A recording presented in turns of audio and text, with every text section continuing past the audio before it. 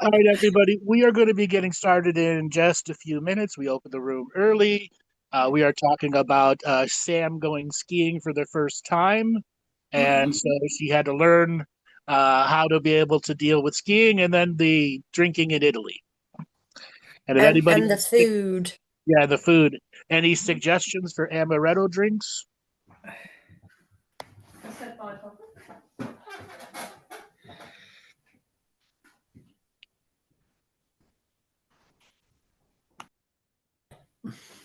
All right. Also, you guys can unmute and just chit chat with us while we're waiting to start. We're going to be getting started in about 10 minutes. Tell us how you're going. How was your New Year's? How was your Christmas?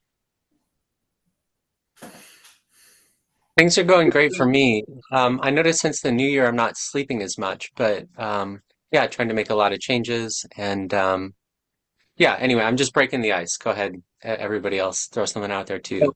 Three-eyed Atlas is killing your sleep. I don't know what it is. In my conscious mind, I thought it was because I was trying to change a bunch of things for the new year and something in my energy shifted. And then I'm trying to like meditate a lot, because I'm not feeling that sleepy, but I don't feel that ill well rested. But I think my body needs good care and rest. What time are you waking up at night? Um, I'm often going to bed, so I try to go to bed by 9, 10. Something I often stay up till 12, and then I'm maybe waking up at 3 or 4 a.m., to go pee and then maybe rest some more, do some yoga and meditation and Do so you forth. fall asleep? Do you fall asleep right away, or do you stay awake between 3 and 4? Um, I think it varies, depends on the day. Yeah, Um, that is yeah, your cortisol levels are very high. So if okay. you look at the Chinese medicine clock, internal medicine clock, then you wake up in the middle of the day, or the challenges that you have during the various times of the day or night, all related to certain levels. It means you have very high cortisol levels. Hmm, okay. Which means you're not processing anxiety, stress, confusion, reality-based facts, and it's causing your cortisol levels to stay high. Hmm. Any quick recommendations for that? I'm just getting more Ooh, rest in general. no, diet change that could help a lot. 30% of the of cortisol levels, but understanding if your cortisol levels are high, more than likely your daily activities aren't producing the way to lower your cortisol levels, it's raising it. So Uh-huh. something in your daily plus weekly activities is keeping cortisol levels to go up instead of down. Some more exercise, more application, more rest, more. Some people, it's not about exercise. It's just about unplugging from their reality effectively. A lot of people Mm-hmm. just can't unplug for whatever reason. Okay, Mm-hmm. and Mm-hmm. then and other people, it's their diet, and then the other group of people, it's obsession, and other people, it's they don't deal with their traumas. Everybody's a little different, but what it is when you're waking up between 2 and 3 a.m., that always signifies high cortisol levels, Hmm. and something through your weekly/monthly journey is keeping the cortisol levels elevated, and it's kind of a hunt and peck like on a keyboard to really nail down what it is for everyone individually. Uh-huh. One thing that I am consciously aware of is I'm more aware that I'm trying to take responsibility for a lot of people beyond myself because I'm so concerned about world situations and so forth, Well, but learning, that's to keep your cortisol levels high because you're sure. giving away your energy to everyone, not getting anything back. Right, right, Like right. The lesson, yeah, yeah, martyrdom. yeah. No, I get that. A lot of lessons about self-care first, move around, move beyond, and so forth. I don't always know that I have all the tools, like I'm working with half the deck, enough Well, the to be thing is, you do dangerous. have the tools. It's just what are you going to do with them effectively and repeat it with the same experience that gives you return on investment. Hmm. If I do this 1 hour, I don't expect a change, but I know a change will come once I start sticking with it. Okay, yeah. Hmm. Hmm. Yeah. Yeah. All right. Anybody else want to have a quick chit chat with us? We're not going to be getting started for about another 10 minutes as we're waiting for more people to come and join before we start the actual sample metric class. So you can just go ahead and unmute and chit chat with us.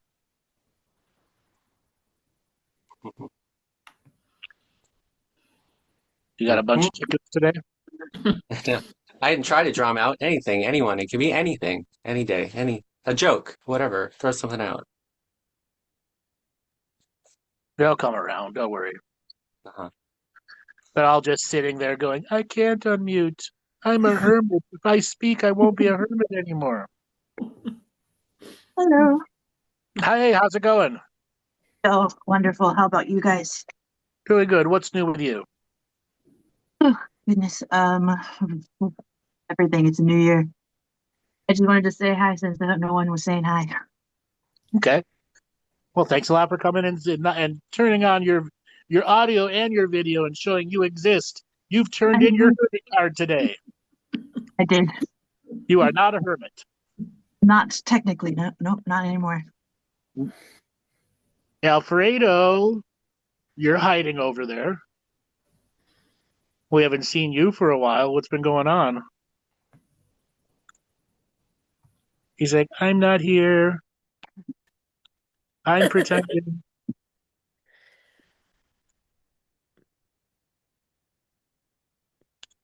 Yeah. Nice. I'm sorry I walked in a little late. What is the chit chat been about so far? Samantha's going skiing for the first time and giving her pointers on her first ski, which is do the bunny hill and then go drink. Oh, excellent advice. Yeah, I was just about about the to say lodge. it's the best advice ever. It's all about the lodge. Yes, it's all about the lodge. Exactly. Do not let them go on a double diamond or an X-rated. You will die. Oh, God. Good Yeah, advice. most of them are very competent skiers, so I will quite comfortably let them go off and do their Yeah. skiing, and I'll stay on the little junior and meet them at the bar. Exactly.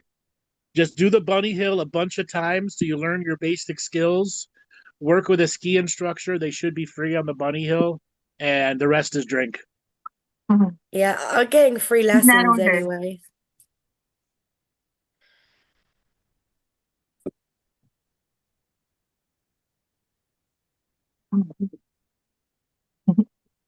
Martha, did you want to say anything? Hi. Hello, how's it going today? Good, good. I'm in Phoenix. It's good. Welcome. How was your Christmas and New Year's? Very nice. Thank you. Good. Have you gone skiing before? No, No. no, Are you an adventuresome person? no. I was, not anymore. Not anymore. Age, What happened? age, arthritis. Oh, okay. How bad's your arthritis? Pretty bad. I'm getting a hip replacement next week. A full hip replacement or just a one side? One side, the other side to come in the fall. Here's my piece of advice for you. Having two parents go through both hip replacements and an uncle and aunt, and I'm the one that had to take care of them. When it comes time to do your therapy, just do it. And then you crash out for the rest of the day. And make sure Absolutely. you talk to your doctor. A lot of these doctors do not give you pain pills. Oh, Okay? of course. They Yeah. give you Tylenol only, and you have to talk to your doctor and ask them, are they a Tylenol only pain person? And go, I can't deal with that. I need be able to real pain medicines. Okay, I will do that. Yep. And the therapy, that is what gets you up and mobile fast. And yes, it's painful. Yes, it sucks. And learn to love your walker. True, true. Okay? Actually, I have to tell you something. My maiden name is Bartzis. Oh, wow. Are you Greek? I am 100%. Ah. Yes, wow. So Bartzis and Bargis are technically the same clan name. Correct. Mm. In Greek, Yeah. you actually pronounce it Badzi, which is like Bargis, but Yep. the Americans pronounce it Bartzis. Where my dad was from in Greece, the whole town is full of Bargises. Where's they from? The Corinth area? Corinth, exactly. Yeah, that's where my dad came from. Well, From do you know Kyoto. which one? My dad was from Zvolatyo. Yeah, well, my dad from Kyoto. Oh, okay, just 2 doors down. Yeah, 2 doors down. Yep. Yeah. Nice. That's so cool. Yeah. You must be cousins. Somehow distantly related, probably. Everybody from that area is a cousin. Yeah. Everyone is a cousin somehow, some way. Was your dad born in Kyoto? My dad was born in Kyoto, yes. Okay. And where were you born? Here in Cleveland, Ohio. Okay. I'm from Chicago. Okay. So there's other Bartzis in Chicago too. Yeah, not that many, but a few. Oh yeah, we had a long lost cousin that we discovered lived there back in the late 80s when my oldest brother went to join the Navy, and he went to Chicago for his school, and he discovered that we had a long lost cousin with with a whole big family over there. Yeah. Yeah. There's a lot of us, not as many as in Greece, but there's enough. Yeah, because they all came to Canada, came to Canada or the United States or That's Brazil. Right. Brazil and Peru are where all the other, and Australia where all the other Bartzis went. Yes. Wow. Why did they all move? It was poor. They didn't have money. Well, Right, the economy. more than that is they got away from the socialist junta government, or pre-World War I. It was the whatever. There was a dysphoria. Every generation there was a mass exodus from the country. Right. Right. Yeah. And in the region of Kyoto and Zavolatyoko, it's all agricultural. Right. Peach farming. Okay. And all, yeah. Okay, that makes sense. Yeah. Mm. And then my mom's family comes from Patras. Oh, that's close too. Not too far. Yeah, not too far. Yeah. Have you been there? I've been to both towns they were born in. Yeah. Oh, good. That's good. Me too. So What's the city outside of Patras is called Io Vasili, and Okay. it's just a giant tourist area, but surrounded by olive orchards. And the tourist people are trying to buy up the olive orchards, and there's this big battle about giving up the tradition of the olive orchards. Oh, wow. Yeah, to they think, don't want to do that. What's more profitable, olive orchards or tourists? And right now, the green gold is more potent than the tourist dollars. That's true. Mm. And nothing like that olive oil. Oh hell yeah! I remember when I first went there, I came back with 3 big bottles of olive oil, and I held on to that. I wouldn't let anyone touch it. I'd only bring it out at Christmas and the holidays. And my Liquid- grandmother, let me have some Liquid of that." gold. Hell Liquid no. gold. Exactly, green gold. Absolutely. That's funny. All right, I mean, here, we're it's- getting started Oh, in go just ahead. a few more minutes. Anybody else want to chit chat, talk with us before we get started? I mean, it's a loose connection, but I have mixed Russian Jewish on my mom's side, mixed European on my dad's side. I heard that my grandmother were named Raby, maybe for the Raven clan. I don't know my clans very well or lineageship. I want to learn back in history a little bit more. Did you say Raby is Rabi? I think it's anglicized, something like that, Rabie or Raby, Raven, Raby, See, something like that's in the not Farsi tongue, the tongue the Egyptians speak, that actually means friend. Hmm. Okay. That actually means friend. Or Mhm. friendly. Hmm. Hmm. I know my immediate things back maybe 3 generations from just seeing family photos and talking to people. I don't know further back than that too. I don't know if and when that might become useful, just as a question. It can be. It's what are you going to do with it? Mm-hmm. You only have so many hours in a day to practice. You only have so many hours in a day to do, and then what's doing too much? Mm-hmm. Mm-hmm. I was assuming getting good connection with my guides or ancestors or so forth can all be useful. You said anything Sure, could be a useful tool. ancestral practice is something you've got to stick with. It's not something you come back to every month and just say, all right, I'm going to give it a shot. Yeah, Because really, they Go would have ahead. buggered up by then. Yeah, you buggered off by then, exactly. They don't hang around today if you're not going to have the courage, commitment, and discipline to do it on a regular basis. It's just like anyone, in 3D. Got to maintain a relationship, but it's well worth it when you do it. Hmm. There seem to be so many cultural forms. I'm not always too sure which one to pick up. One's from my immediate bloodline or one's from other cultures, Start who the with your ancestral mother. worship, Start etc. with your mother and father, their mother and father, and 7 generations back, and those are Hmm. your ancestors you can begin to work with because you'll probably have pictures up to 3 generations ago, and anything Right. beyond that probably had a much deeper connection to the land pre-industrialization. And those Hmm. are the types of energies, the Hearthstone families that still had the connective energy before television, radio, where everyone danced and entertained everybody, and multiple families would get together after dinner and entertain each other till 7, 8, or 9 o'clock at night. Then they'd all go and start the day over again. Hmm. Hmm. Hmm. Hmm. Yeah. Yeah. I'm assuming just general knowledge, history, even if it's fraud history, various types of history would be helpful too, just for my own orientation in what people did and what they Ah, went through, for example. Right? Yeah. Yeah.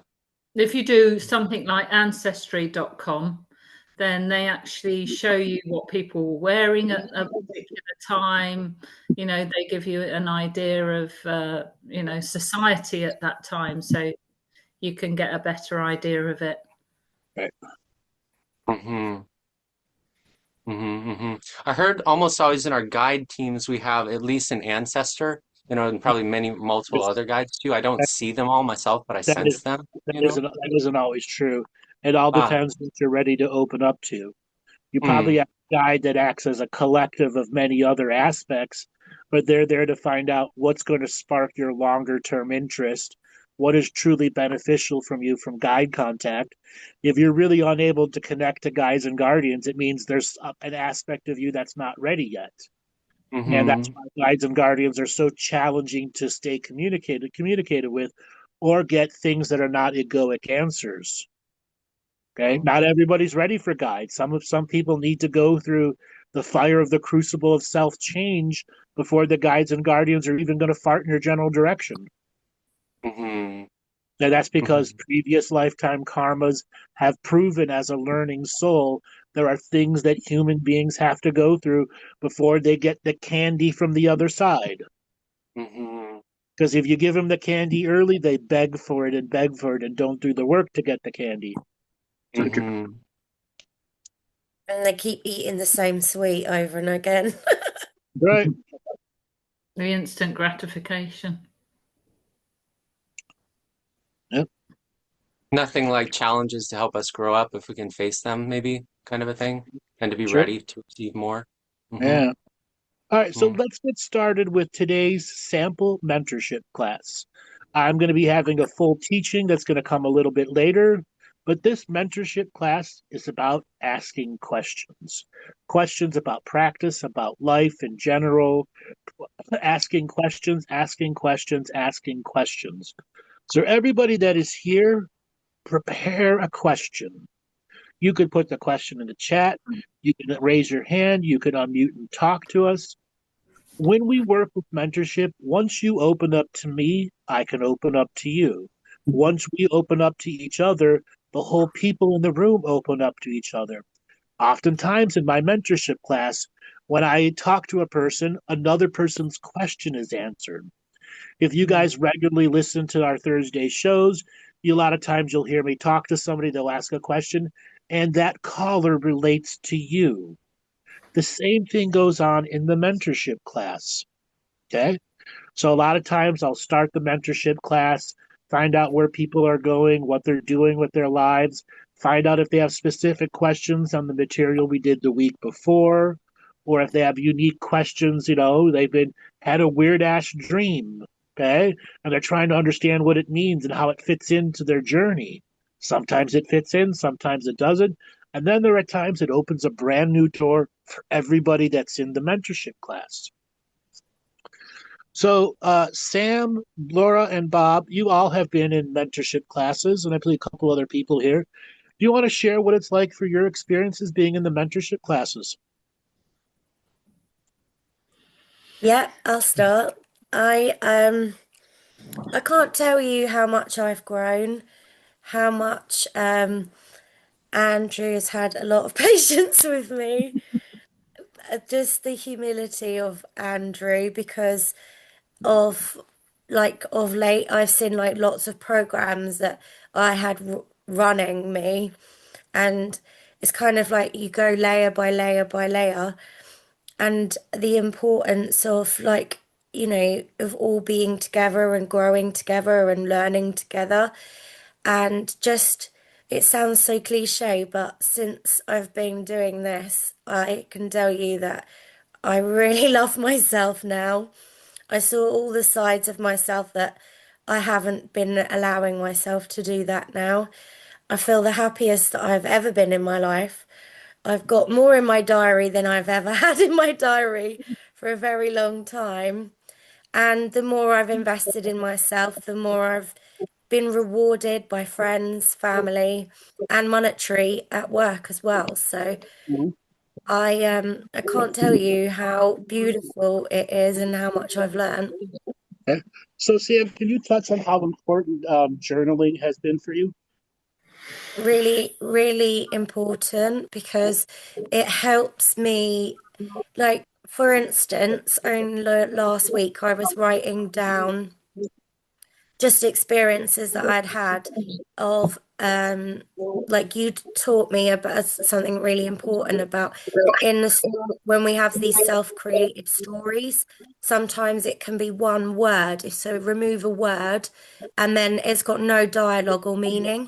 So then by journaling that, I can go then more into how many times I've created these stories and then dialogues with chapters, because of just by doing that and without writing it down and without seeing your own propaganda, then you don't see it.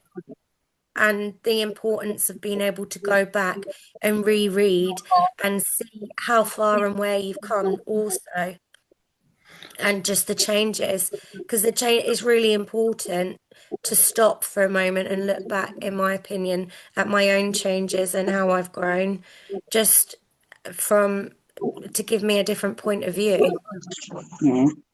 Okay, Bob, would you like to share? Yeah, just about your own like propaganda, just what Sam touched on there, and I think that's like a part of the journey of yourself, and it's sitting still and being more aware, because you do believe your own bullshit and your own propaganda, and you have to go deeper into the aspects of yourself that do run you, to go past that light worker kind of feel, because that is the light worker, the propaganda. It's your own propaganda, and it's when you go to them deeper, stiller levels and the layers, going deeper and deeper on the layers, where you start to understand how the patterns run your life, and in doing so by journaling, you take control of your life, and then patterns do not run you, because you become aware of yourself and your surroundings.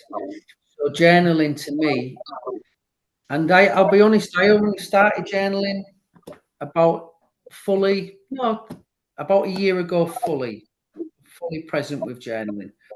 But in that time, I actually pick the pen and go to paper, and I do not know what I'm going to write, and that's the magic of journaling now. It just comes, it flows through, and whatever's needed. I'll have some ideas, or I'll have a moment in the day where I'll think, wow, at the minute I've got a program that's running me, which has been made aware to myself of. It's the internal dialogue, it's the talking, it's the story. I'll have a conversation with characters in my life, in my unseen, and it's a negative story, it's a negative conversation, and it brings me out my body, and I'm aware of this now, and it's something I'm working on to keep me quiet in my mind and keeping me still. So all these techniques I've learned through the mentorship, and it's been a journey from the beginning. It's been an amazing journey, and long may it continue. And it's like every time some new content comes out with each mentorship, it's like we all expand and grow together. Like Sam says, we are a community in every mentorship we go on. And I love experiencing different people's views and where they are and where they come from. And it's all about just expressing and being open and transparent. And that's one thing I've tried to become more of last year was more transparent, and in going deeper to yourself and seeing the reflections in others. So that's a key part to me. Seeing reflections in other people, which you have to work on yourself. And that was a good part of my journey last year, where I opened up, and it gave me more expansion, more awareness, and allowed me to slow things down a little bit as well. And yeah, so if I've answered the question, Andrew, I've gone off that. That's my perspective on our journey in mentorships and all the shows we've done. It's been amazing. So, yes. You muted, Andrew? Yes, I'm muted and talking. Laura, want to share with you? Before I've fallen asleep. Yeah. So for me, the mentorship, which my first mentorship was in 2018, and I did 2 years, I think, of mentorship with Andrew then every other week.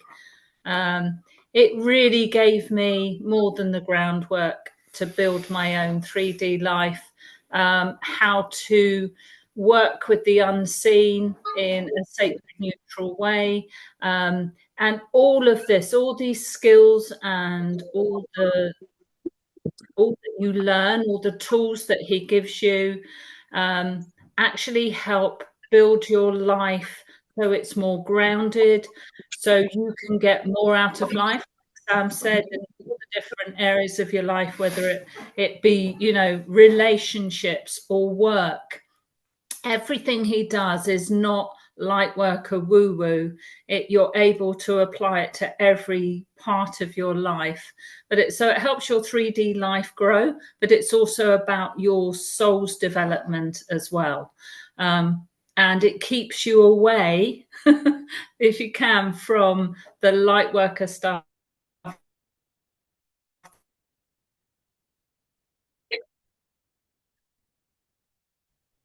We lost you, Laura. Yeah, I think we lost you, Laura.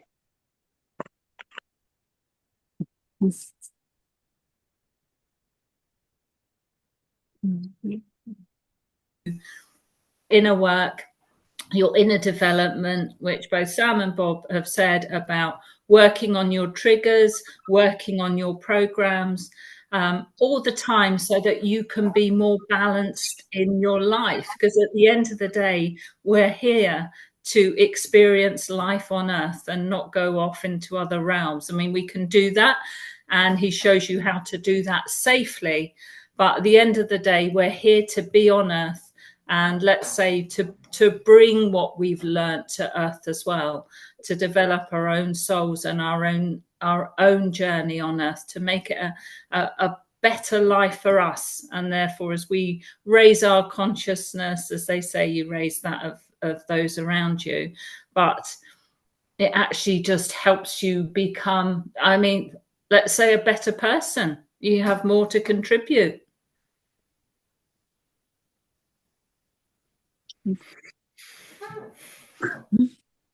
He's muted again.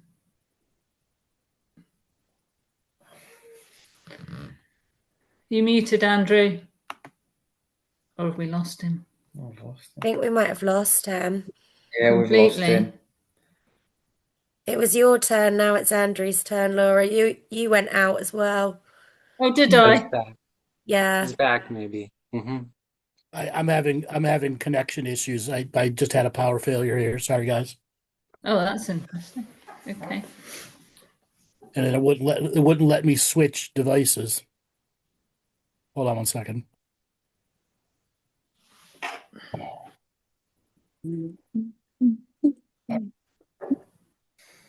There we go. So, Laura, that was very, very good what you said. Now, would anybody else like to share where they are on their journey? What's going on with your life? Then ask specific question, maybe ask a question how the mentorship can help you in various ways. Here's a chance for you guys to shed your hermit's shell, shed the hermit crab inside you, and open up and change life forms. Let's see, what do we got in chat here?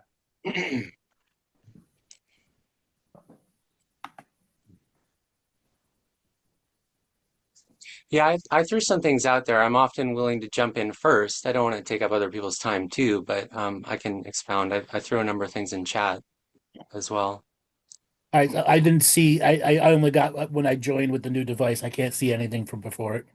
Oh, okay. So I can read off what I said. Possible questions, topics, lucid dreaming and dream visions. What's real, what's not, when you get a clearer vision, going into that. Blanket, another one, blanket radical forgiveness, radical release of harm or hurt, or letting go of things. Take the word radical out. Anytime you're adding radical into a spiritual practice, you've already gone into zealot mode and you're going backwards, not forwards. Okay. It's very Forgiveness. important to know how words affect our subconscious intentions. Hmm. If you believe you need radical transformation, you need to learn what normal transformation is first. When you jump into radical transformation, you are not on the spiritual path. You are on the path of the mind, which is generally putting you backwards. The path of the spirit is to have mind and heart in general agreement terms, and that is where that term sacred neutrality helps balance the mind's overwhelming desire to be dominant over the heart. It's how we've been trained as human beings. It's in our culture to be in the mind and not in the heart. And then to discover there is a unique balance between the mind and the heart. And there are many cultural teachings that keep us disconnected from our hearts, cultural aspects or internal teachings we've got from our mother and father, their mother and father, or traumas that have created closures within us that do not allow new ways of thinking. Now, Okay. lucid dreaming. And when you do the mentorship practice, lucid dreaming is an inevitability. We don't intend with the mentorship class to go and do lucid dreaming practices. We start with guided meditations that are there to turn on your visionary state. Now, people go, well, I don't see this. I don't see that. Everyone functions at a different level. Just because you do not see does not mean you're not experiencing. If you can close your eyes and imagine a red apple, your third eye is working. Most people need to learn to expand it from an apple to an apple that can spin, to an apple that they can bite in and taste to. Or if they don't want an apple, an orange. And if they don't want orange, they want to see a cloudy sky, a fire. So a lot of the guided meditations are called meta teachings, meaning they're a meditation and teaching all in one that is designed to get your creativity flowing.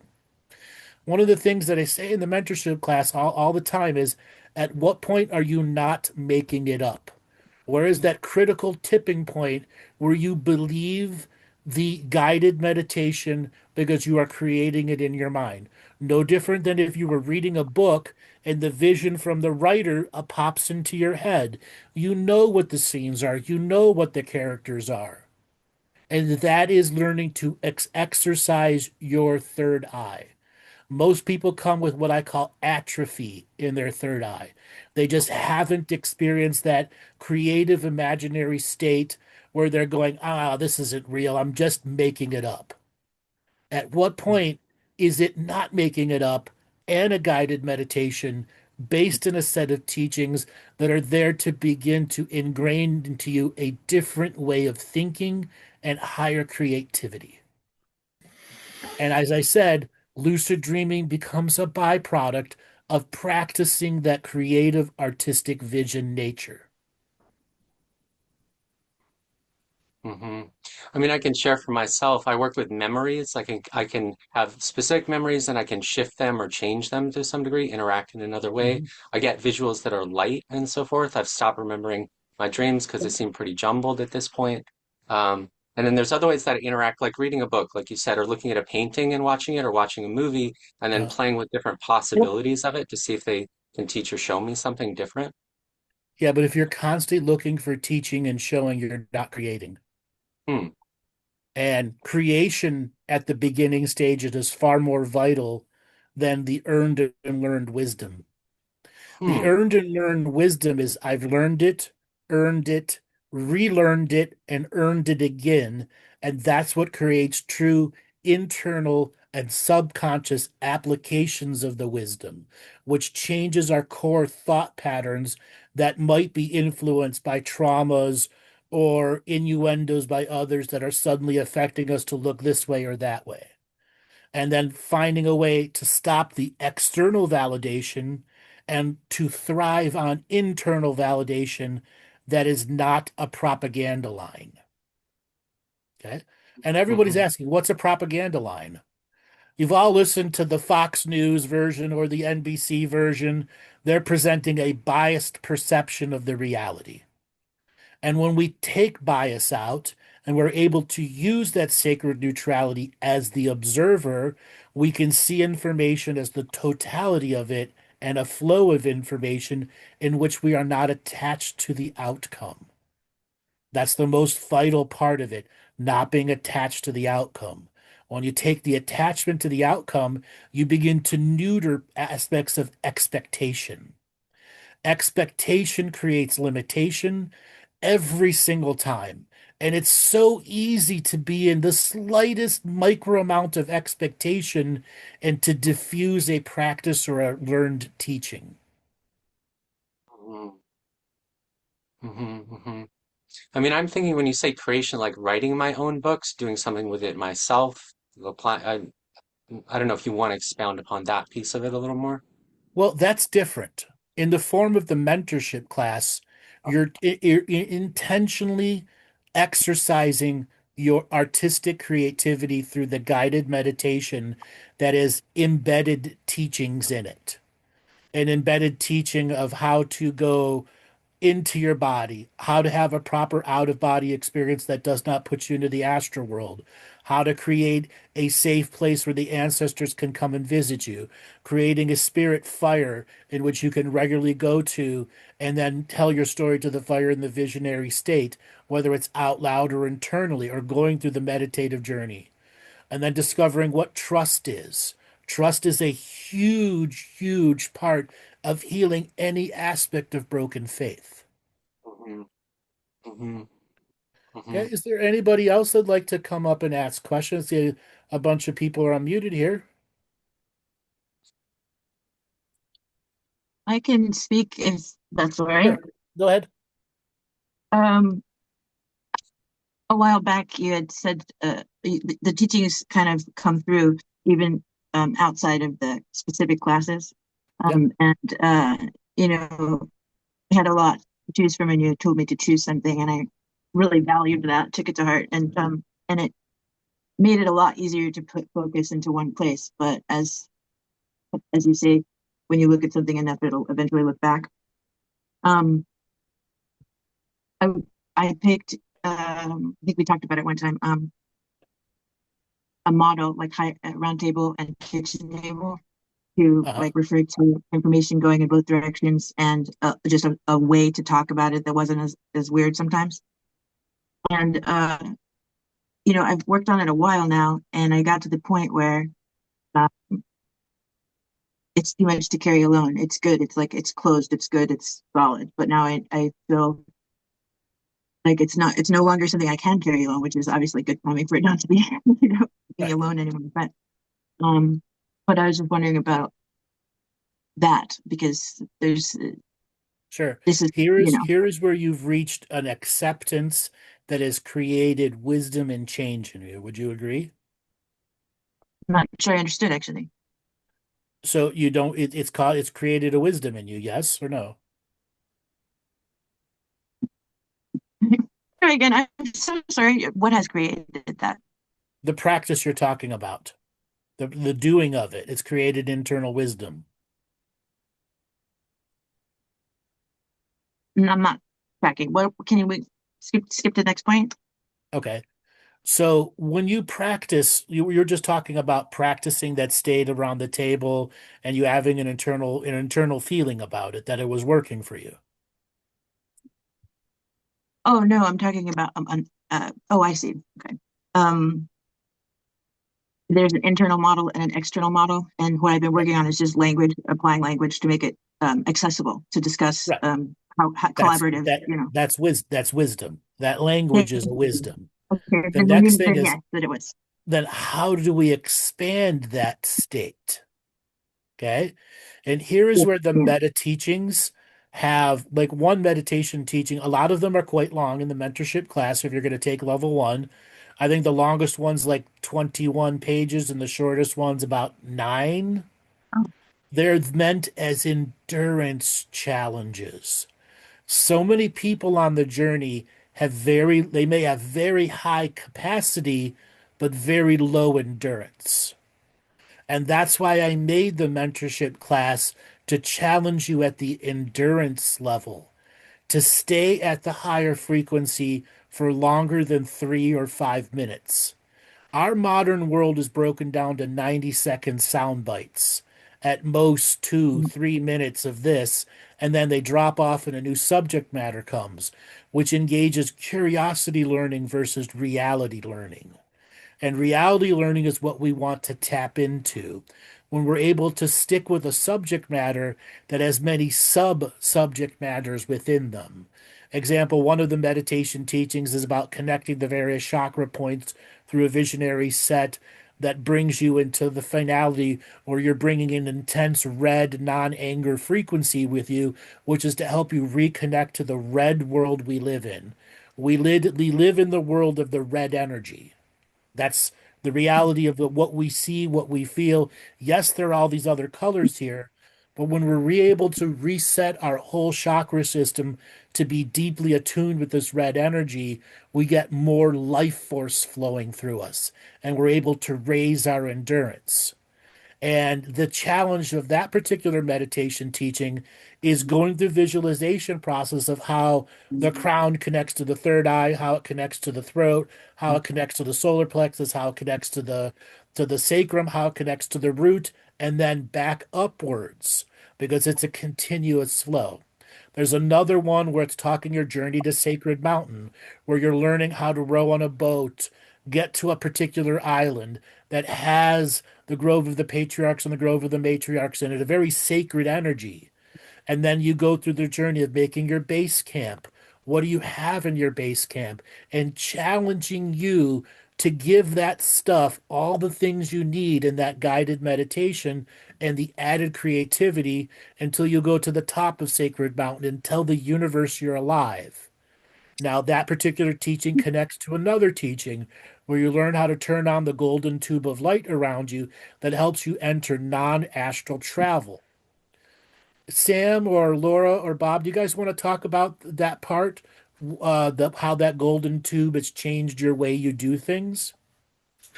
Yeah, because it gives you that protection and it gives you the confidence to journey, to travel. I mean, for example, you bring that in going up Sacred Mountain, and I think it's every one step is 10,000 steps because you're protected in that sacred bubble, in that sacred neutral bubble or that golden tube. So it actually enables you, once you can picture it, it brings you a built-in level of confidence, if you like, and belief in yourself.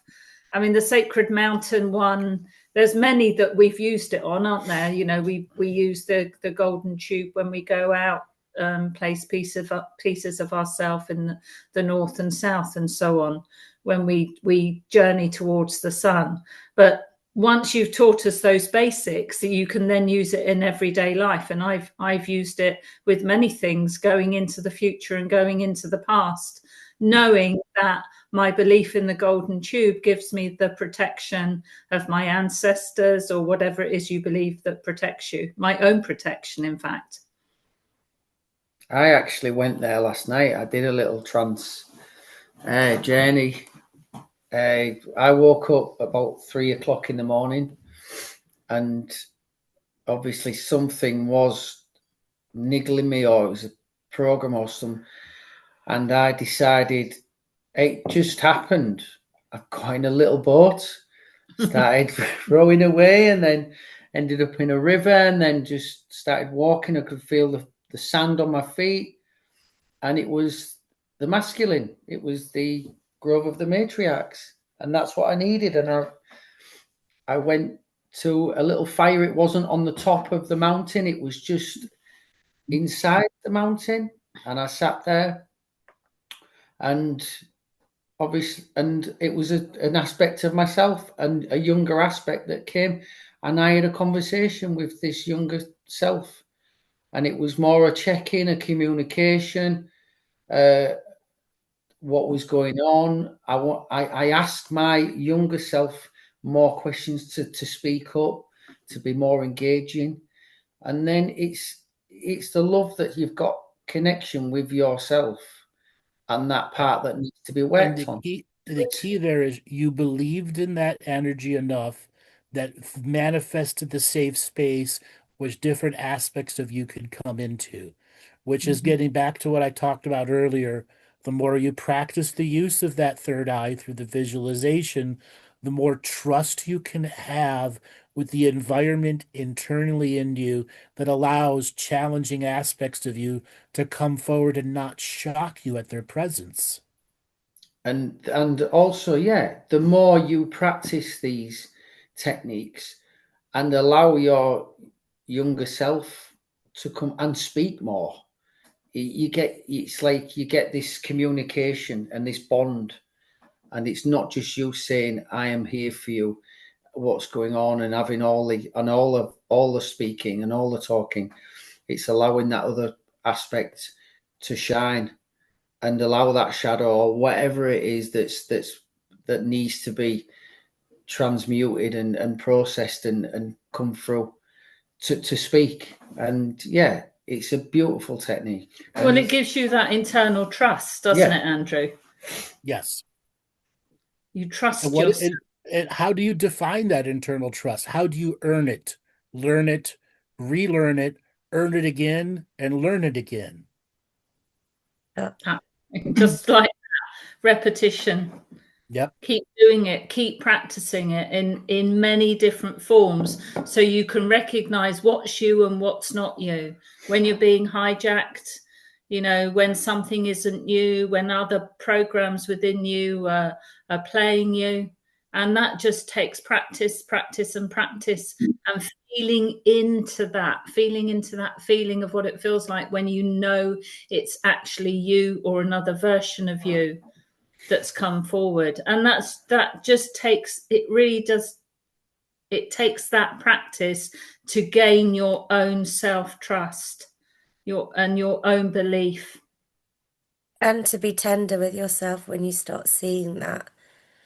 Yes. Like for me, that was a really big thing, to be really tender with myself, because I'd go into self-bashing and feed the trauma rather than stepping back from that and really being tender. Right. So when you practice that guided meditative state and are enough to go, all right, I trust this space is not bullshit, I'm making it up. It is sacred enough for me to let down my guard internally because my external guard is amplified by these practices and teachings that I can allow aspects of myself to come forward, but I must be kind to them. And then there are times something comes up that it's not about being kind to. It's about interrogating it. Why did you come forward? What hierarchical aspect is behind you? Learning to interrogate yourself as good cop and bad cop. Because you're going to get a program that wants to manipulate you to stop the practice. Because once you're practicing, you're learning. And if you're learning faster than the program can adapt, the program becomes what? Obsolete. And it is battling to not be obsolete. Yeah, that's like one part in the mentorship one that I love about one of your teachings on your parasympathetic and your sympathetic, and like, hey, who let that in to hijack you? Right. If you start getting that kind of them voices or that dialogue going, where did you come from? Why are you here? And who's not working? Or you beat up a kind program that was just trying to show you some love. Yeah. Okay, that's really common. That's why so many people really don't communicate to their guides and guardians, because they have a barking dog program. And the guides are like, as long as you have a barking dog, I can't come through. Yeah. Okay? If your dog is not a barking dog, it runs up to the guide, sniffs its butt, and approves it to come in, great. Okay? But if it's just aggressively barking at him, it's not going to come through. Yeah, they're not going to deliver your mail or Nope. whatever it is. Exactly. You get no mail. Okay. So Sean, let's talk. Could you talk about trusting the zone of meditation, guided meditation, and the challenges for you until you got to that trust that the guided meditation, their various meditation teachings were opening you up to new levels of change? Okay. That was like so much to do with embracing the student and writing, recording, and listening so much that you can start to see it in so many different avenues, in so many different aspects, the mystical occurrences coming through on a daily basis. And then what seemed funky or strange that might throw you off into paranoia zone or stop your commitment to your journey, or some sort of abnormality that you think is going to increase entropy or chaos in your life, all of a sudden doesn't. Then you go to sleep, and then all of a sudden it integrates into the morning. And then you can just constantly visualize deeper and deeper without being completely thrown off your kilter. Yep.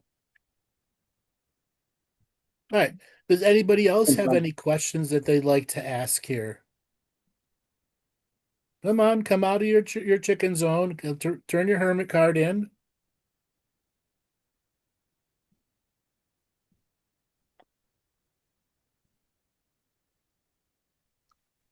Someone's got a burning desire question that they just really want to ask. Not burning that much. They need a little little Ben Gay on it. Yeah, a little gas. I've got a question, Okay, if I can. So we just stepped on ancestral guides as we started this show, Angel, and you talked about traits of ancestral guides. Obviously, pre-industrial revolution, there was more connected to the land. So, obviously, post-industrial, did they have different skill sets instead? So, obviously, they was more connected to the land, more engaging with the selves, more with the traditional. So let's break down. So the other different skill sets. At what point in Bob's heritage would they not be without electricity and plumbing? Post-industrial, no, probably 3 generations. 3 generations, right on the edge between 3 and 4 generations. Okay, between 1890 and 1909, 1910. And then refrigeration didn't really come around till 1933, 35. Okay. So imagine the world with no refrigeration. It came in your ice box. Okay. They made underground places where ice would be harvested in the winter and then brought by horse and cart on a bunch of hay to a box that was underground that would keep the ice, that would deliver to your ice box to keep things cold. Okay. So that generation had to live off the coal stove and the hearthstone. Even if they weren't religious, everything centered around that. If you didn't have a warm fire, you died in the winter. Okay. It was a key part to the generation of life force. Now, if you did have religion, and it didn't matter what the religion was, it was a center of prayer space. It's where the ancestors that survived the previous generations could impart wisdom about how to seal your cabin, how to cook a food, what herbs are good for a flu, what do you do if somebody is having a sickness. I think we might have lost you. Can you hear me now? Yeah, you are. I can hear you. I think the rest of us could the whole time. Okay. Yeah.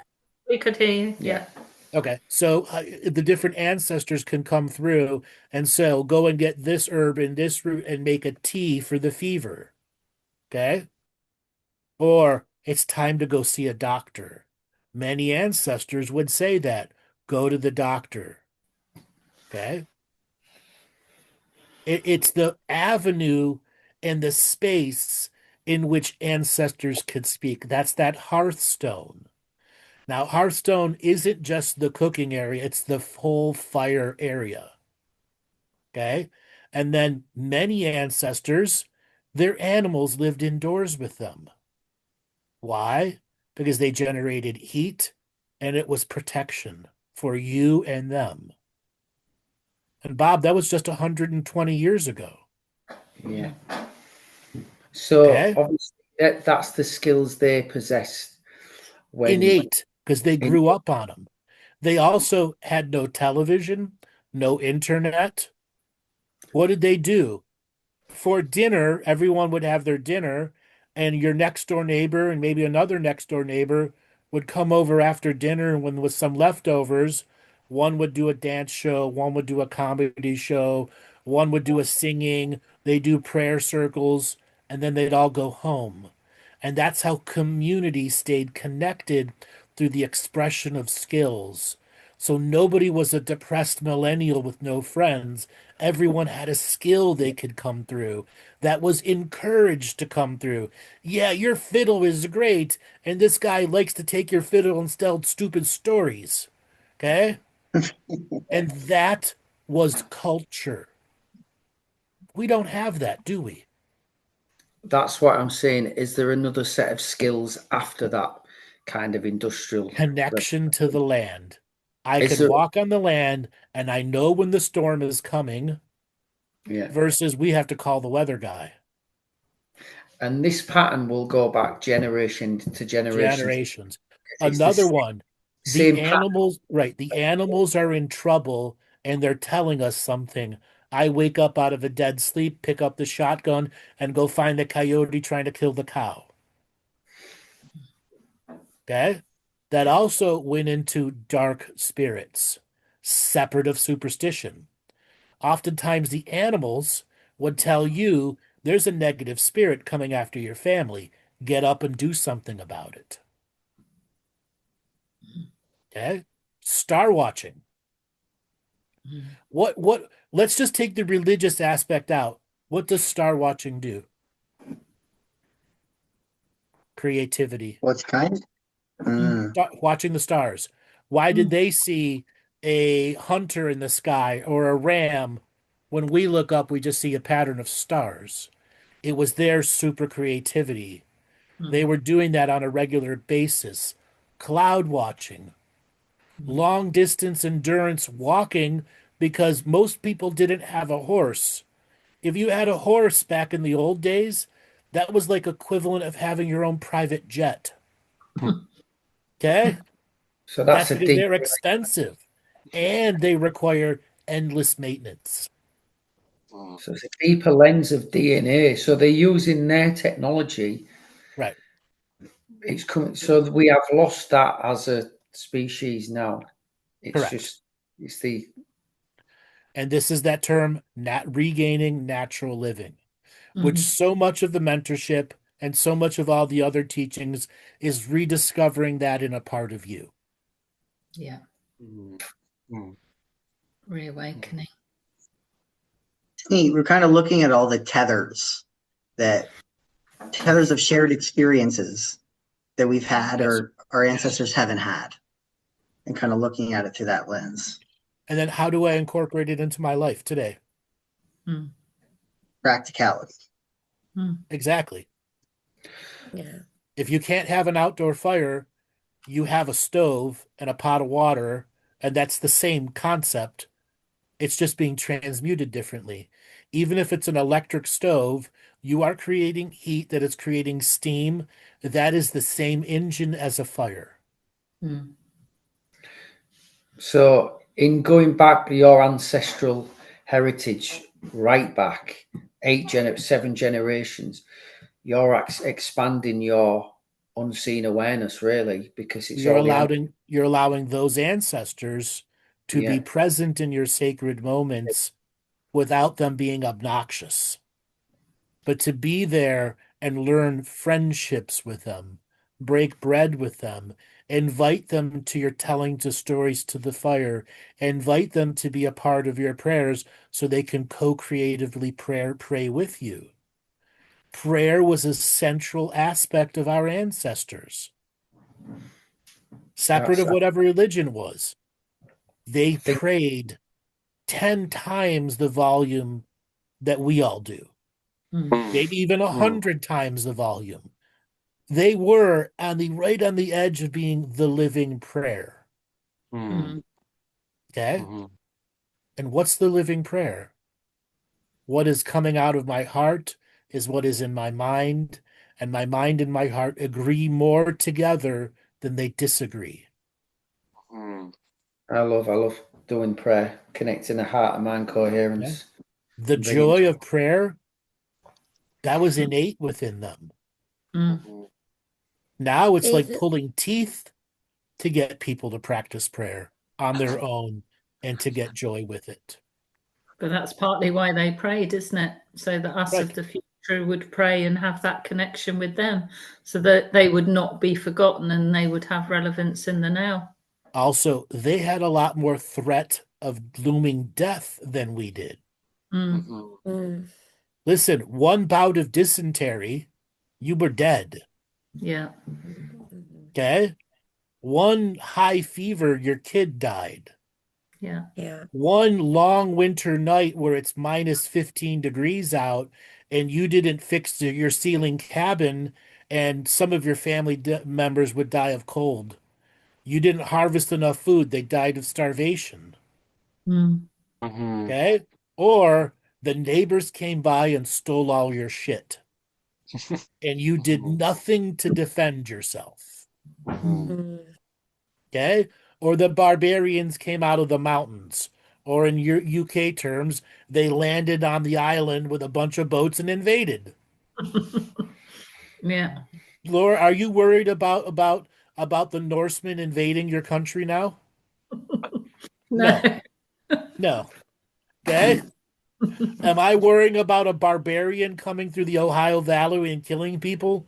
No. Am I worried about dysentery? No, because I'm going to go to the doctor if I got the shits more than a couple days. Okay?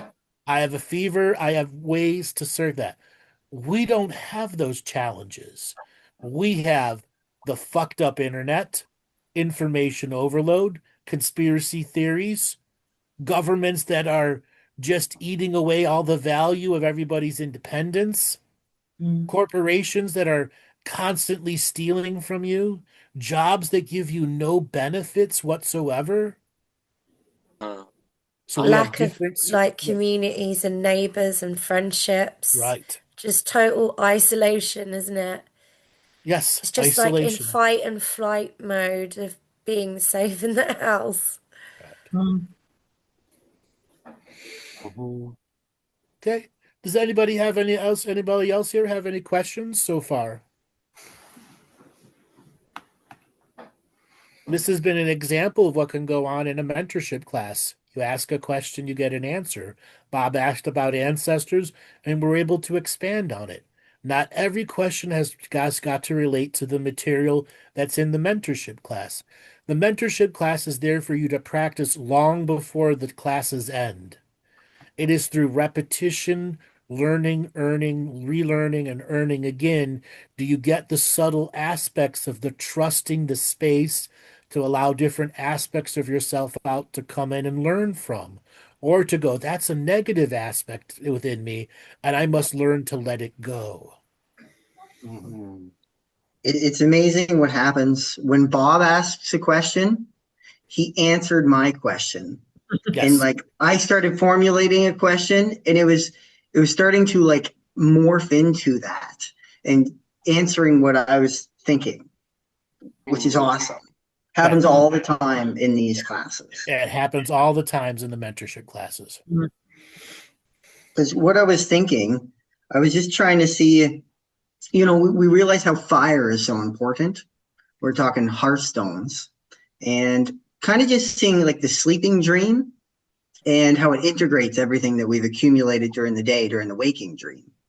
And one's more source connection and one's more fractioned through time and space and events to try to act as a language medium for us to integrate it all. And I was trying to think, okay, you know, the traffic's communicating with me, the weather's communicating with me, the fire's communicating with me, the wind. Every little event is kind of like a language. But I was thinking, well, why is fire so important? Like, how does fire create language that the wind doesn't? Why can't it can be conveyed in weather or water, but why fire? And then I just realizing with Bob's question is that fire's not part of my everyday life. Like, I have my oven stove, I have my gas range, but that natural hearthstone that's been connected to so many of my ancestors. And the fuel was not generally always there. trees, and the fuel was trees that offered themselves as life force fuel wisdom. Mm-hmm. You harvested that tree, or you paid for it to be there, or you traded whatever it is, your vegetables, to somebody else to bring it to you, and that wood kept you alive during the winter. Now, something else that's really big, most people slept as a family in the same bed. Hmm. It was only the wealthy and elite that had separate rooms for everyone. Mm-hmm. Okay? And oftentimes the wealthy and elite paid a person to be a bed warmer or to stay in the bed with you to share heat. Yeah. Okay? Can you imagine A one real of your hot water servants bottle. is the one that stays in the bed with you to keep your bed warm? Because castles were notorious killers. Okay? They didn't retain heat well. Okay? And the same with houses. Okay? You really had to know the energy of your home. Okay? Mm-hmm. And Mm-hmm. energy is wisdom at saving lives. Okay? Mm-hmm. Imagine if we all grew up in the same bed as our mother and father. And it wasn't until you were 13 or 14, you might get a separate space, but you're still in the same room. Uh-huh. Mm-hmm. How different would we be as a culture? Yeah. Mm-hmm. I mean, when Morgan was a baby, I could smell it on his breath as soon as he was going to get ill. Yeah. Days before. So it's same, isn't it? But like that togetherness. Mm-hmm. That's an evolved mother sense. How many people don't have those evolved mother senses anymore? Yeah. Strong bonds. Yeah, strong bonds. But those also strong bonds created strife. I want to be alone. I want to be an individual. I want to go and find my fortune. Go milk the cow, asshole. That's your job. I am more than a cow milker. Yeah. Okay? Still felt limited, didn't they? Yes. Within. Strong about bonds are sex hard to and break.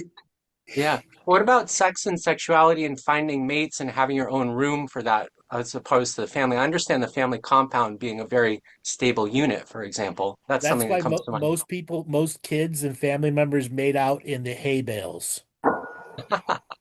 Or before church or after church, as everybody walking, there was a tree that they would go and use. Okay? Or they'd get into the little rowboat and go somewhere where no one could find them. Mm-hmm. Okay? All behind Mm-hmm. the tree. Right. Okay? You'd be surprised how many children were conceived inside the horse stalls with the horse watching them.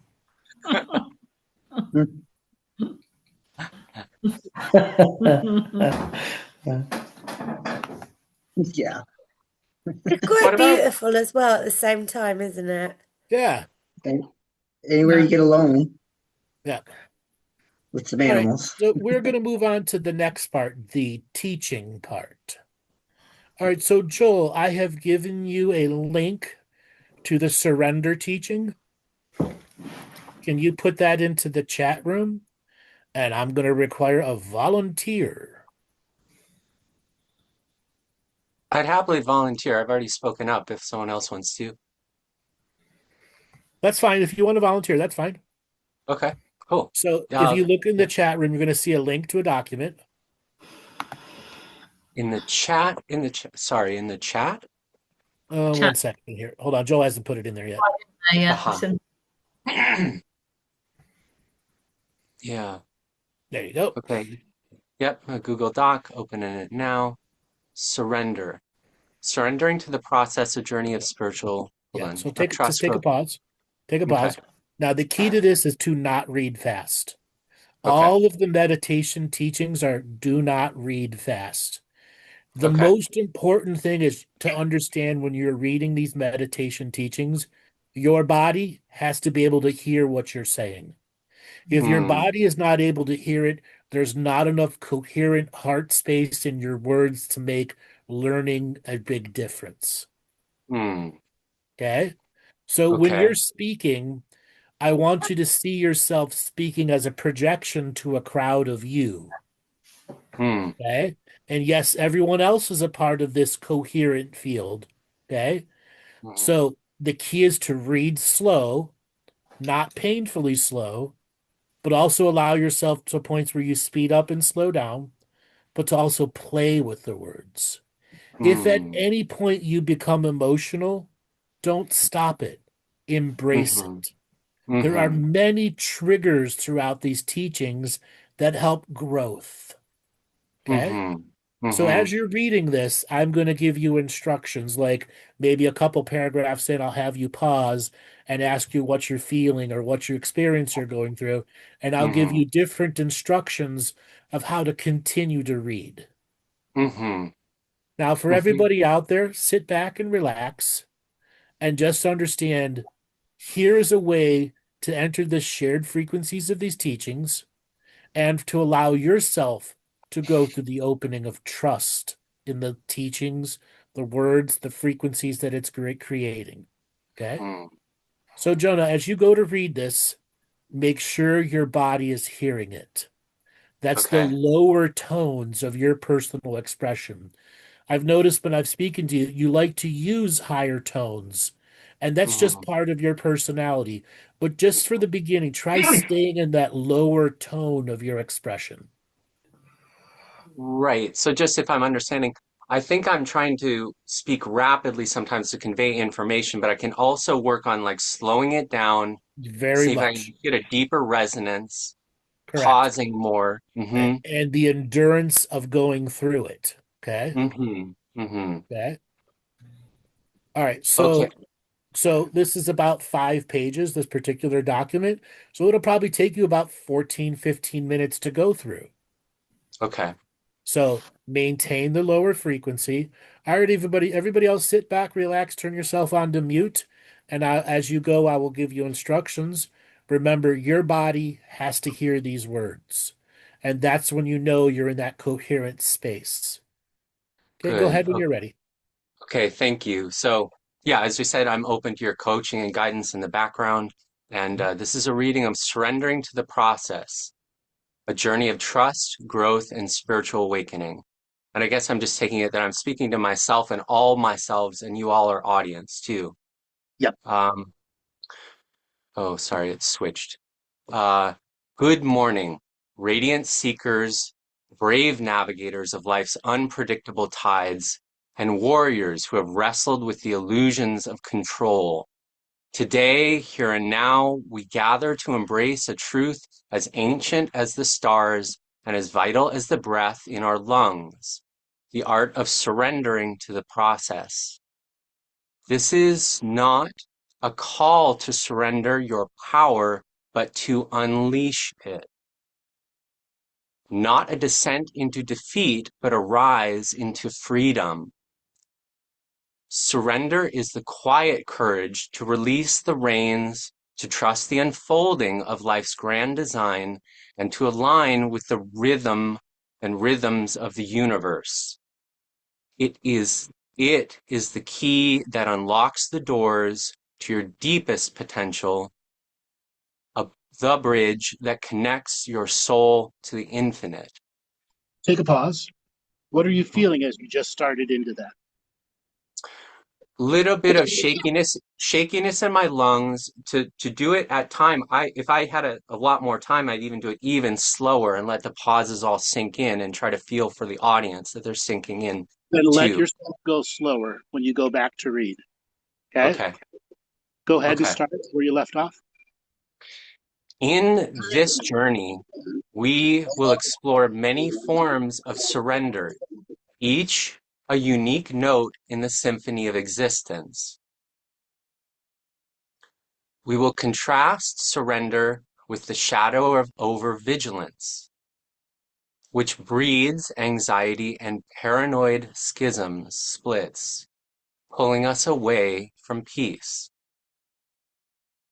We will weave spirituality into the fabric of surrender, revealing how it becomes a sacred tool for human growth and transformation. Let us together step into this river of possibility together, hearts open, hands unclenched, ready to float towards a life of purpose, joy, and boundless potential. The essence of surrender is a foundation of trust. Surrender begins with trust, a seed planted in the soil of faith. Imagine life as a vast, winding river, its currents carving paths through mountains, nourishing valleys, and carrying travels to destinations as yet unknown. You are a voyager on this river, sometimes paddling with fervor, sometimes fighting the flow, and sometimes, when wisdom prevails, allowing the current to guide you. Surrender is choosing to float when the waters are wise or maybe rise, trusting that the river knows its way to the sea. This is not passivity, it is partnership, a dance with the universe where you step into its rhythm with its music. And I'll breathe. In this fast-paced, control-obsessed world, surrender is often mistaken for weakness. We are taught to grip too tightly. What are you feeling internally as you're reading? One thing that I notice is I want to put my own spin and words to it to elaborate a little bit or change a little bit, just to play with it so it's my wording without deviating too much. Okay. And I'm still trying to settle in. Like if it was me, I might pause for half a minute or more just to settle everything in, Okay. From time to time. That is your overvigilance and overworking coming through. Okay. So what I want for you to do now is to be the aspect of the child, young, innocent child reading. It's not about your body still has to be able to hear the words, but it's that innocent, inner, non-over-vigilant child coming through. Okay. So lighter, freer, unworried sort of energies, for example? Yes. Okay. And what about just a little bit of wordplay? Because I like my own spin. Is that okay? I'm not going too far. No, it's not okay. Okay, stay with me. As soon as you engage the wordplay, you are going into overvigilance. Okay. Okay. Okay. So I'll just stick to the exact script or try to. Later, as you master the document, I advise people to add to their stuff. Like when Sean Bibby does stuff, he adds stuff to it all the time, and that's okay. But for the first several times of practice, you got to know what the essence of the core meanings are before you start changing them. Okay. All right, go ahead. Okay. So moving into my child. In our fast-paced, control-based world, surrender is often mistaken for weakness. We are taught to grip too tightly to our plans, outcomes, and identities, believing that control ensures safety. But this control is an illusion, a fragile dam that crumbles under life's inevitable waves. True surrender is active, intentional, and courageous. It is the artist who lets the brush lead and the parent who lets their child's journey who trusts their child's journey, the leader who listens to the collective wisdom. It is aligning with the flow of life, co-creating with the divine, rather than resisting it. Surrender is the exhale after holding your breath for too long. It is the moment you stop running from the storm and let its rain cleanse you. It is the realization that you are not the river's master, but its partner, carried by the wisdom towards shores you cannot yet see. The trust is the foundation of growth, the spark that ignites your potential, and the gateway to a life lived fully. The many forms of surrender, a tapestry of release. Surrender is not a singular act, but a spectrum of choices, each a thread in a tapestry of your life. To let us explore these forms, each unique invitation to let go, to trust, and to grow. To surrender to uncertainty, to embrace the unknown. The first form of surrender to uncertainty, the Take a courage pause. to step. Have you noticed that you come in and out of a poetic voice at times? Yes, I do. Try to embrace that poetic-y voice. That's your true inner child coming through. It's also where I want to change words a little bit or expand upon it, like the poet, I don't know, this or that. I don't know if they're separate energies. They are separate energies. Okay. Okay. This poetic form is true surrender to the teaching and the words that are the frequencies of your first experience of this. If you're constantly trying to change the first experience, it won't be the first experience anymore. Which is own surrender teaching. Stop trying to change it until you've learned it, then change it. Okay. I still have some shakiness and stage fright. I don't know if it'll go away at what point, or I may just be getting used to it. It'll go away. It's not really stage fright as much as it's the potency of the words right now. Okay? Allow the potency to be potency. That's why the inner child can take on the potency and not be overwhelmed by them. And do you like any more dramatic pauses as part of the poetic and so forth? Energies? You can allow some, but don't overly control it. Okay. Go ahead when you're ready. Okay. Again, the first form of surrender to uncertainty, the courage to step into the fog without knowing the path. Life is a labyrinth of unknowns, a new job, a sudden illness, an unexpected love. Overvigilance is the realm, is a relentless need to predict, to plan, and to prepare for every scenario. It manifests as endless what-ifs, spiraling into anxiety that clouds over the mind. The overvigilant become sentinels at the gates of possibility, scanning for threats that may never arrive, then hearts racing with the fear of the unknown. Picture a sailor on a stormy sea, waves crashing, winds howling. Overvigilance has him gripping the wheel, fighting each swell, exhausting himself until the ship capsizes. His paranoia creates schisms, doubting his skills, fearing every shadow is a reef. Surrender, however, is adjusting the sails, reading the wind, trusting the ship's buoyancy. It is not ignoring the storm, but navigating it with faith that the sea will carry him through. Surrendering to uncertainty fosters resilience. It turns fear into curiosity, hesitation into exploration. Consider Maria, who faced a career change at 40. Overvigilance kept her awake, plotting every outcome until anxiety paralyzed her. When she surrendered, she took one step, enrolling in a course, trusting that the path would reveal itself. That step into leading a fulfilling career she has never imagined. A form of surrender opens the door to innovation as the unknown becomes a canvas for creativity. Spirituality, This is a surrender that aligns with the Taoist principle of Wu Wei, or effortless action, flowing with the natural order. In Christianity, it is called Thy Will Be Done, a release into the divine providence. In Hinduism, it echoes surrender to Dharma, trusting the cosmic law. This form catalyzes growth by expanding comfort zones, deepening faith, and unlocking potentials hidden from the mystery of the unknown.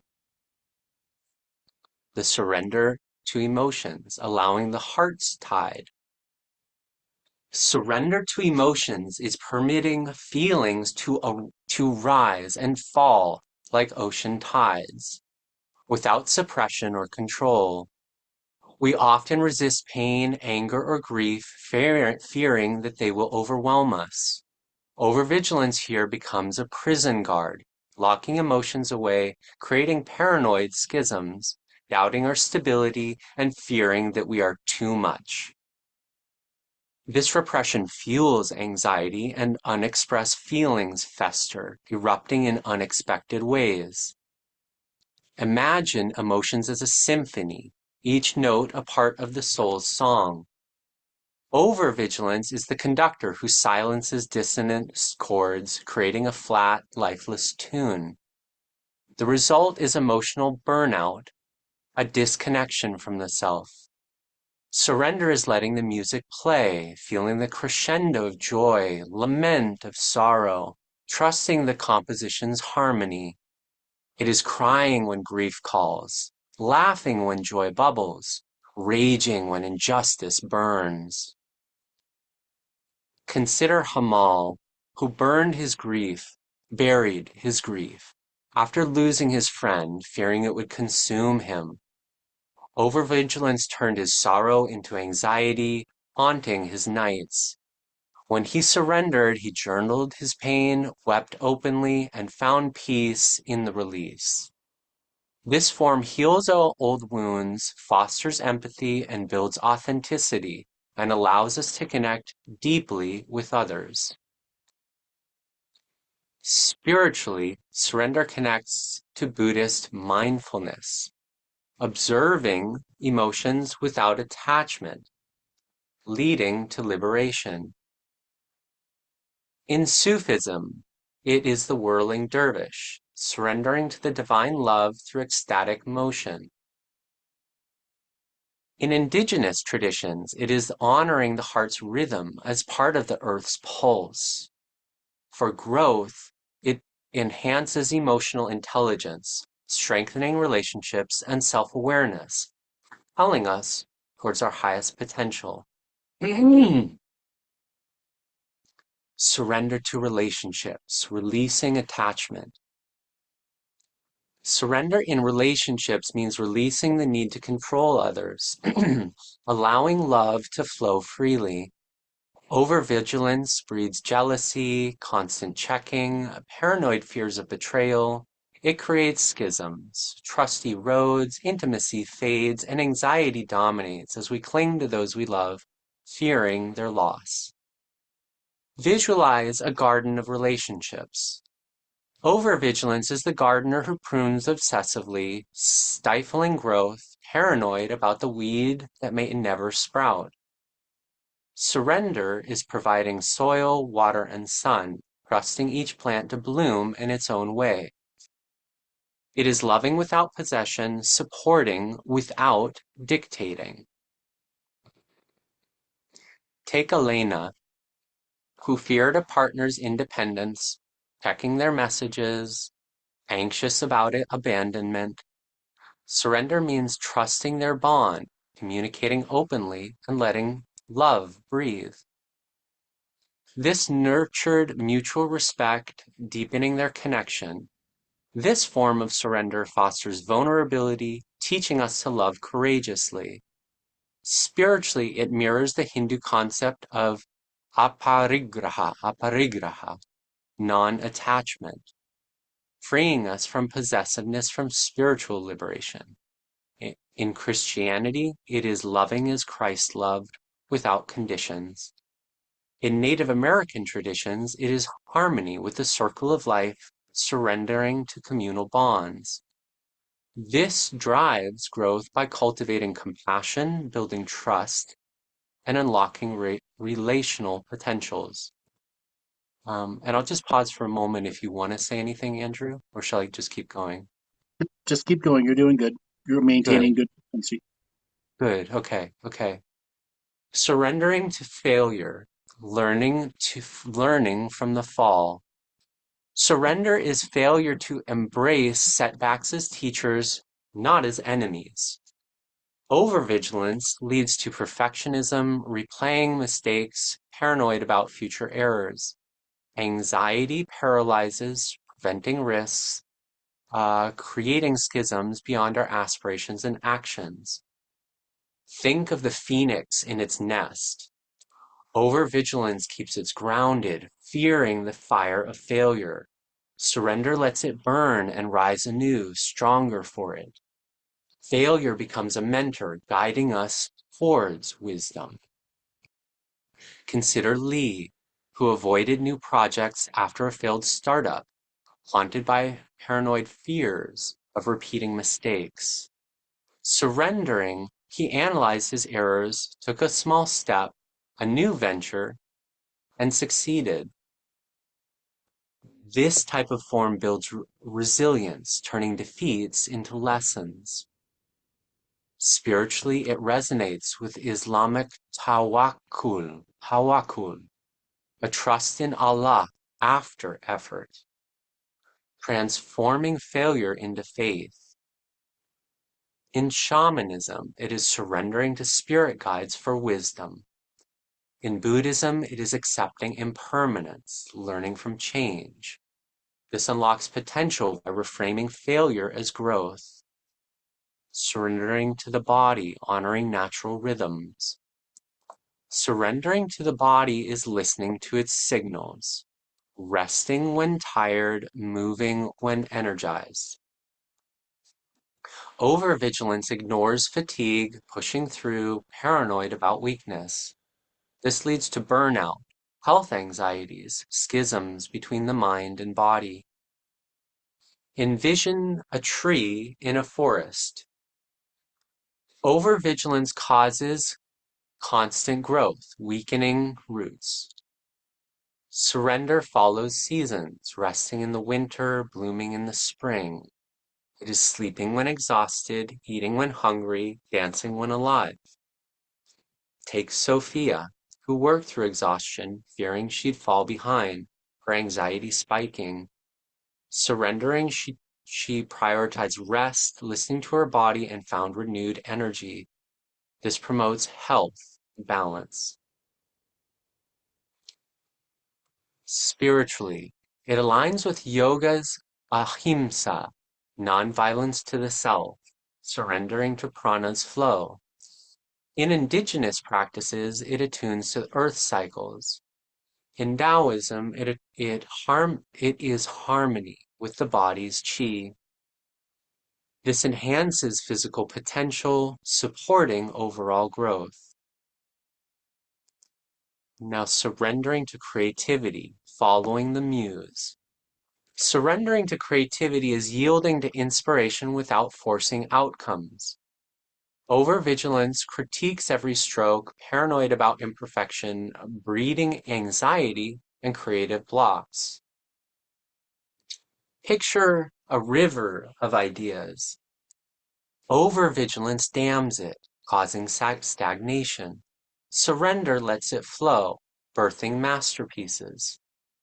It is writing without censoring, painting without judgment. Consider Aisha, a writer blocked by self-doubt, overanalyzing every word. Surrendering, she wrote freely, producing her best work. This form unlocks innovation, self-expression. Spiritually, it echoes the muse in Greek mythology, surrendering to divine inspiration. In Zen, it is beginner's mind, opening to possibility. In Hinduism, it is Saraswati's flow of creativity, This drives potential by fostering originality. So, and breathe. And now surrendering to time. Take a pause. Yeah. You've reached your level of endurance. Okay. Every new word you speak is new ground for you. It may be an uphill, it may be a downhill, it may be a rain or thunderstorm on you. From this point on, when you're reading, there are no more rules. Okay?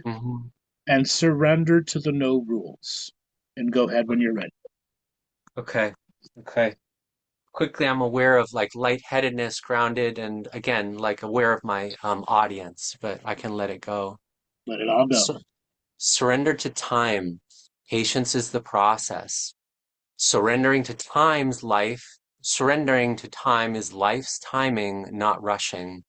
Overvigilance demands instant results, whereas paranoid about delays, which could feel frustrating, fueling frustration and anxiety. Imagine instead a seed beneath the earth. Overvigilance digs it up, daily disrupting growth. Surrender waits patiently, trusting that the sprout will emerge in due time. Take Omar, who pushed for quick success in his career, anxious about falling behind. Releasing and surrendering, he focused on steady progress, achieving lasting success. This cultivates perseverance. Spiritually, it is kairos, divine timing in Christianity. In Buddhism, patience is aparamita. In Judaism, it is trusting God's timing. This realizes long-term potential. Now surrendering to community, embracing collective wisdom. Surrender to community is trusting the collective and letting go of alone, solo control. Overvigilance isolates, paranoid about reliance, creating split schisms in connections. Visualize a flock of birds. Overvigilance has one flying alone, anxious and lost. Surrender is soaring together, trusting the flock's direction. Consider Priya, who avoided teamwork, fearing loss of control. Surrendering, she collaborated, finding strength in unity. This fosters belonging and collective growth. Spiritually, it aligns with Ubuntu. I am because we are in African philosophies. In Sikhism, it is Sangat, the community's spiritual support. This unlocks potential through shared wisdom. Surrender now to intuition, trusting our inner guidance.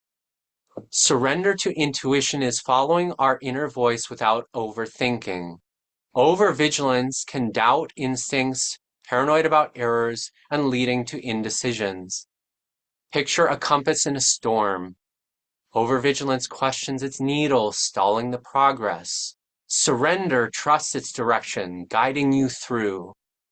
Take Malik, who ignored his gut, paralyzed by analysis. Surrendering, he followed his intuition, making bold choices. This builds confidence and clarity. Spiritually, it is the still small voice in Christianity and other traditions. It is the guru in Hinduism, the heart's wisdom in Sufism. It enhances decision-making, unlocking intuitive potential. Now, my friends, we are to danger of overvigilance, anxiety, and paranoid schisms. Overvigilance can be the shadow that opposes surrender. It is the guard who never sleeps, seeking enemies in every shadow, creating paranoid splits, fractures in every perception, where trusting becomes suspicion, possibility becomes threat. It is uncertainty that breeds catastrophic thinking, envisioning worst-case scenarios. In emotions, it suppresses, causing eruptions. In relationships, it can foster jealousy. In failure, it can paralyze with perfectionism. The result is a life of exhaustion, isolation, and missed opportunities in too many cases. Consider Javier, whose overvigilance after betrayal led to constant checking of his partner's actions, turning love into over-controlled anxiety. Or Sarah, who feared the failure of stopping her from pursuing her dreams, her paranoia creating a schism between her aspirations and her reality. Overvigilance can trap us in cycles of fear, draining energy, stifling potential. Spiritually, it separates us from our divine, relying on the ego instead of faith. It can hinder growth by keeping us in a fortress of over-control, unable to flow beyond with life's wisdom. The call to surrender. The final message, unleashing your potential. You are not meant to live in the grip of overvigilance chained by anxiety. You are a river, a rising phoenix, a star, born to flow, to rise, to shine. Surrender is your very birthright, a sacred act that frees you to become evermore your higher selves and your highest self. Every time you let go, you make space for growth. Every time you trust, you unlock potential. Every time you surrender, you align with the universe's infinite wisdom. Imagine a life where you float on, where you can float with a river, where you can dance with the storm, where you can sing with your heart, where your relationships deepen, where your creativity soars, where your purpose shines. The world needs your light, needs all of our light, unleashed, unburdened, blazing radiant. Surrender is not the end, it is the beginning of everything you were meant to be. So listen now and rise, brave souls. Release the reins, trust your processes, and step into the flow again and again. The river is here, the river is waiting, the time is now. Thank you. How did that feel for you? It was good. I'm getting more used to, I have an awareness of getting the attention or seeking the attention of people in the audience. I have some things that sunk in immediately. I use some time to practice different ways, like louder voice to get people's attention, quieter voice to let it sink in, different things that I can practice more in my own dramatic presentation, as Sure. well as there's other ways that I think on a personal way I can work with it to sink certain pieces in more and work Right. with. So one Yeah. of the most important things that we do in our mentorship classes is we have you record yourself reading, and then you go back and listen to yourself in a meditative state. So Mm-hmm. you already experiencing the audience. The next audience is the future you listening to it. Is it a Mm-hmm. critical you? Are the words getting through to you? Are you open enough to hear your past wisdom? Or are you in a state the past wisdom is influencing the present you? And the more you practice reading the thing, so the next you listening is hearing it at a deeper level. Mm-hmm. Very important part of the mentorship is recording yourself reading these and going back and listening to them and then having a variety of recordings, some that are really good, some that are terrible.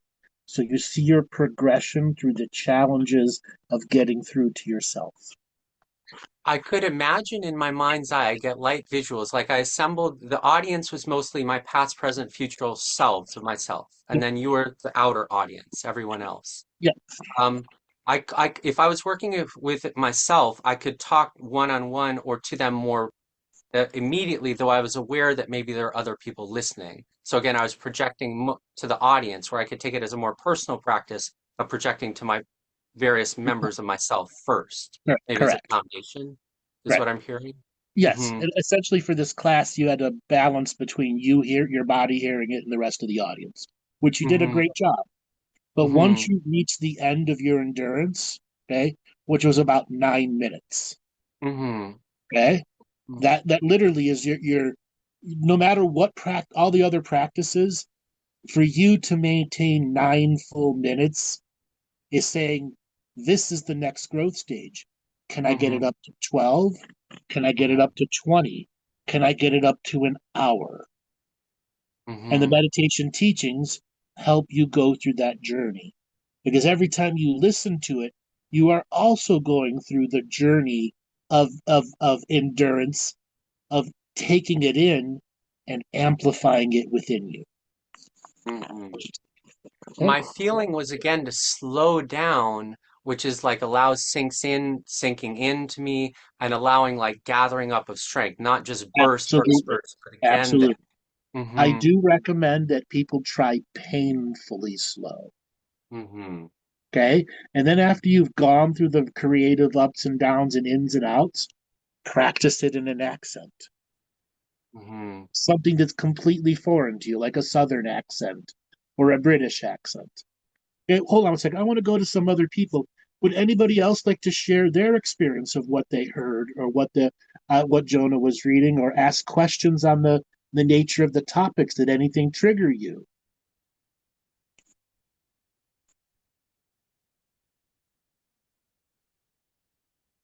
Anybody out there?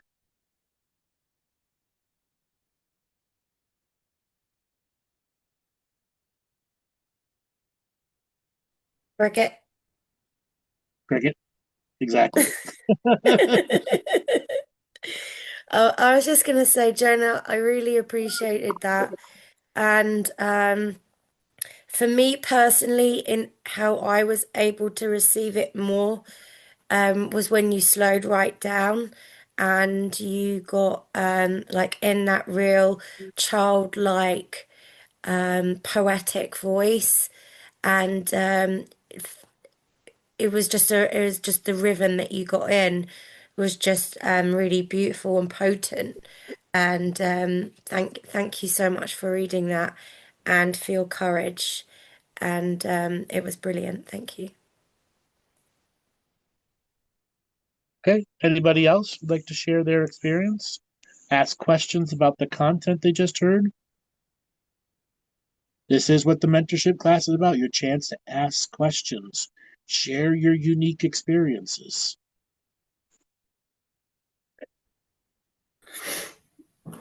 Yeah, Jonah, that was like a really present, poetic piece of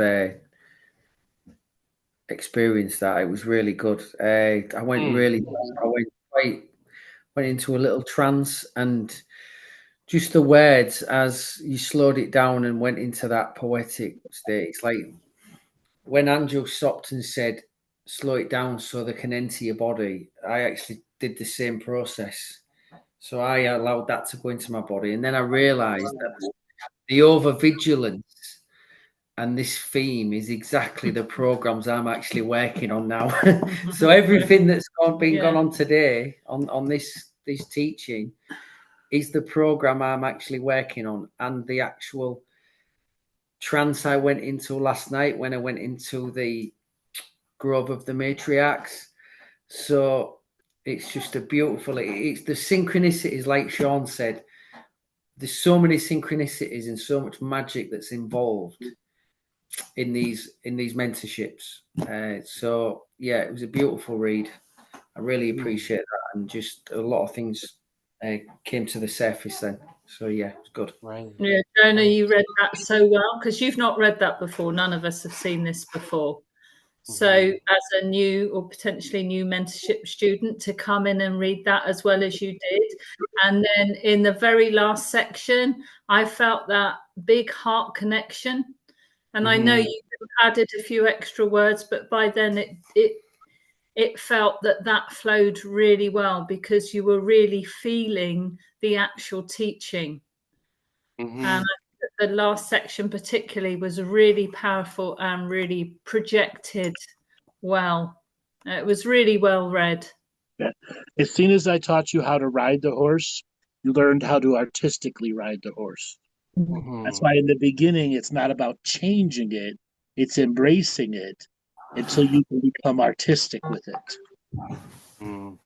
I couldn't Mhm. get my video to work, but I wanted to say, Jonah, I also agree. It was a really neat read. I think for me it was like thank you for doing something that we all do live so we can kind of do it with you. Especially when it comes to writing. He just said horse, but I was thinking fence initially of like performance and embodiment, if that makes any sense. Yep. Mm. And I know that like in terms of entanglement or however you say that, Mm. it really like she said when sorry Laura, like Laura said, when you were feeling it, then that's how to get the attention of somebody else, the entangled, like it just happens naturally because you did it. That's it. Part of what I noticed again, it was like I was feeling like I was on a stage. So I was still paying attention to my body and my energy at the same time. But again, I was mostly projecting out to people, or again, using soft or lyrical and a soft approach at first. At the end, I felt more projector energy, like towards an audience, like here's motivation, encouragement, go forth. So I was playing with a lot of different things that I can train in a lot more theatrically and so forth. I just have a little bit that I'm working with there. And every time you repeated the word overvigilance, it Uh-huh. created a reverberation in your programs that were trying to override what you were reading. Hmm. Mm-hmm. Okay.